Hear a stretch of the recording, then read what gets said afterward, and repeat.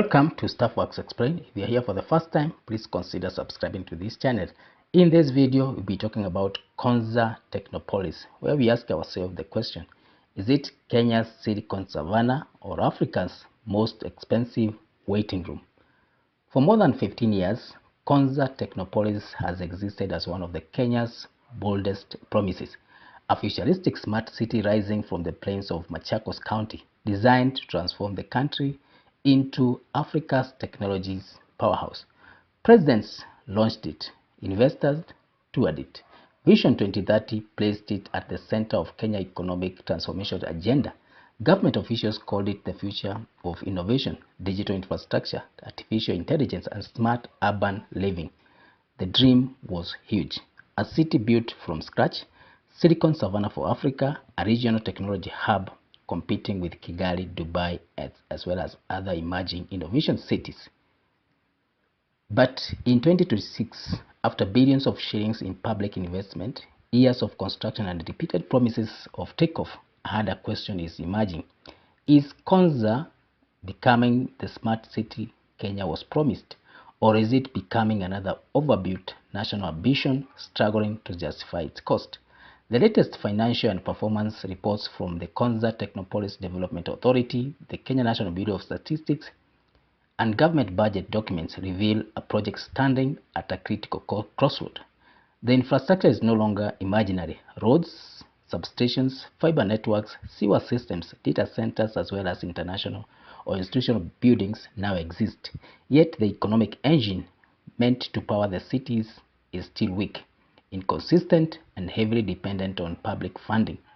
The real challenge facing Konza is no longer construction, it's survival. The dream that started in 2009. Konza Technopolis was officially launched in 2009 under Kenya Vision 2030 blueprint.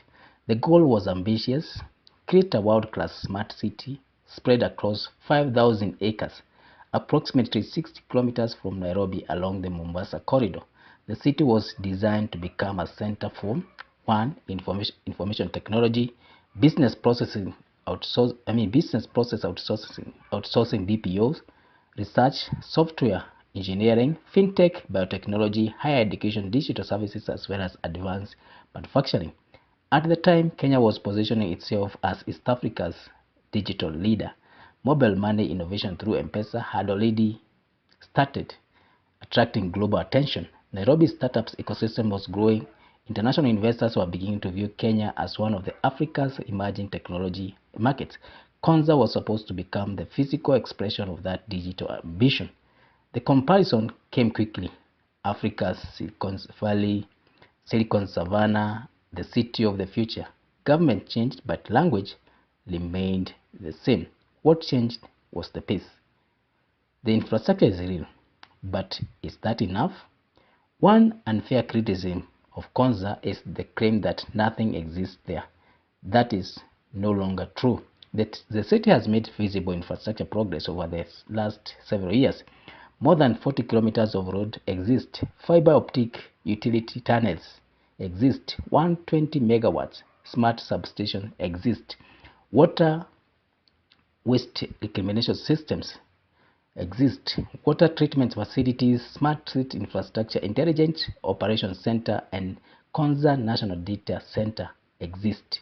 The government also says investor numbers have risen from 70 to 78, while cumulative investment commitments have reached approximately Kenya shillings 99 billion. Institutional projects like Kenya Advanced Institute of Science and Technology KAIST and Riala University are nearing completion. Smart utility systems are operational. Trees planted have reported increased to more than 118,000 as planners attempt to build a green smart city ecosystem. From an engineering point of view, the first phase achieved something significant. Konza moved from concept drawings to physical infrastructure, but infrastructure alone does not create an economy. That's where the project begins to face difficult questions. Financial reality behind the smart city narrative. The latest reports reveal that Konza recorded a deficit of nearly 2 billion Kenya shillings for the financial year that ended in June 2025. Much of that was driven by depreciation caused after completed infrastructure assets were formally capitalized. Even after removing those accounting adjustments, the underlying operational deficit remains substantial. Revenue performance tells an even more troubling story. Total revenue dropped sharply despite raising investment and increasing infrastructure utilization. Parcel lease income declined significantly after the government revoked allocation from investors who had failed to develop their plots. Available parcels increased instead of decreasing, an indicator that investor uptake remains weaker than expected. This matters because land uptake was supposed to become one of the Konza's major self-sustaining revenue streams. Instead, many investors appear to have treated parcels as speculative holdings rather than active development sites. That forced the government to issue ultimatums: develop the land or lose it. Deeper concerns is that Konza still depends heavily on government support at a time when Kenya itself is facing growing fiscal pressure and debt constraints.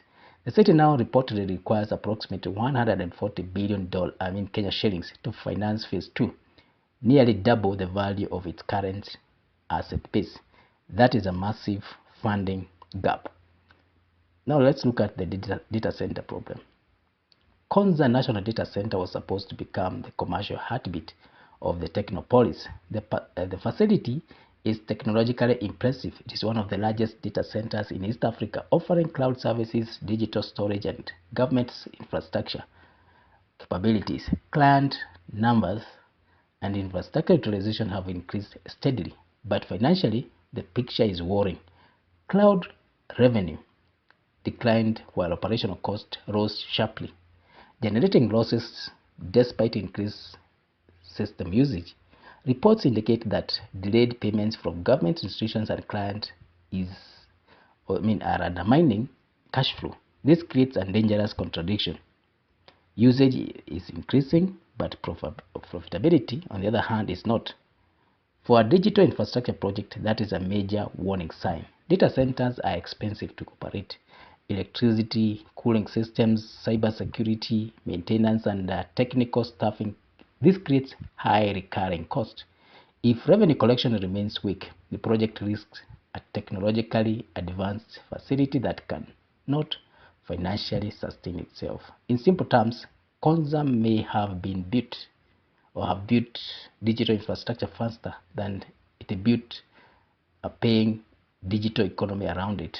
Now let's look at the job creation problem as reported in the recent report. Perhaps the most politically sensitive statistic is the collapse in direct jobs. According to the reports, direct employment dropped from approximately 3,000 jobs to over 1,100 as a major construction activity slowed down. That decline exposes a structural weakness in the project. Construction jobs are temporary, yes. They disappear once roads, pipes, and buildings are completed. The original promise of Konza was never just construction. It was supposed to create employment, and in that case, permanent high-value employment in terms of in areas such as software engineering, artificial intelligence, research, innovation, fintech, biotechnology, and even advanced manufacturing. That ecosystem has not matured at the pace that many expected. The truth many governments avoid admitting is that innovation ecosystems cannot simply be built through public infrastructure spending alone. Silicon Valley was not created by roads. It emerged from decades of university research, venture capital, private entrepreneurship, military research funding, startup culture, as well as global corporate investment. Konza has the infrastructure, but the organic innovation ecosystems remain fragile. Now, let's look at the governance question and audit concern. The Auditor General findings raise additional concerns about governance and accountability. Reports indicate unresolved audit issues, delayed financial clearance, recurrent expenditure, irregular and long-standing liabilities. These may sound technical, but they carry enormous implications. Mega projects survive on investor confidence. Once governance concerns emerge, investors become cautious. Financing becomes harder. Public-private partnerships become more difficult to negotiate. Risk premium rise. And Konza now desperately needs private capital. The government alone cannot finance the next phase comfortably. Now the big question, is the model wrong? Konza may now be confronting the same problem that has affected many planned cities globally. Cities cannot be engineered into existence purely through state ambition. A functioning city requires residents, businesses, culture, informal economies, schools, entertainment, transport integration, housing, and affordability, as well as natural commercial activity. Critics increasingly argue that Konza focused too heavy on hard infrastructure, while underestimating the softer economic and social systems that make cities alive. That criticism may be harsh, but it's not baseless. Even now, public perception remains divided. To supporters, Konza represents long-term national planning that simply requires patience. To critics, it is increasingly resembling a highly expensive technology park still searching for its real economic purpose. Now, yet declining, if you declare failure, would it be premature? Despite the criticism, writing of Konza completely would ignore important realities. Kenya has built advanced infrastructure that many African countries still lack. The country now possesses a large-scale digital infrastructure, smart utility systems, a national data center, advanced fiber connectivity, and a growing institutional base for technology research. Those foundations are important. Smart cities take decades to mature. Even globally celebrated innovation cities required years of public investment before becoming economically viable. The real test for Konza begins now. Can it transition from an infrastructure project into functioning economic system or ecosystem?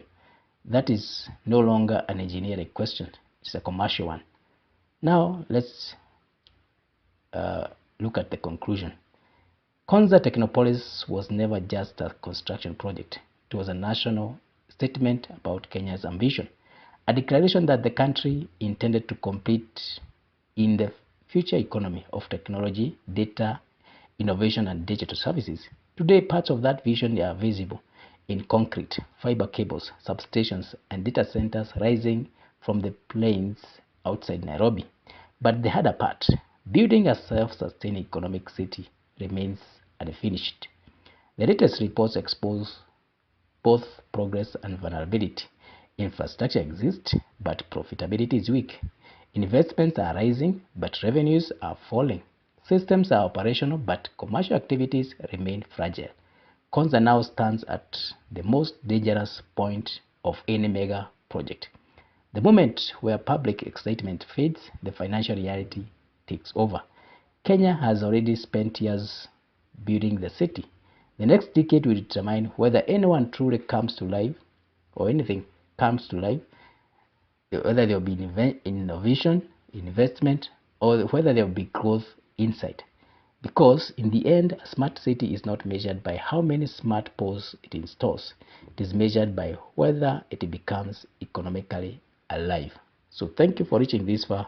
If this is your first time here, please consider subscribing to this channel. You can also hit the notification bell so that whenever we upload a new video, you are notified. So thank you, and let's meet in the next one.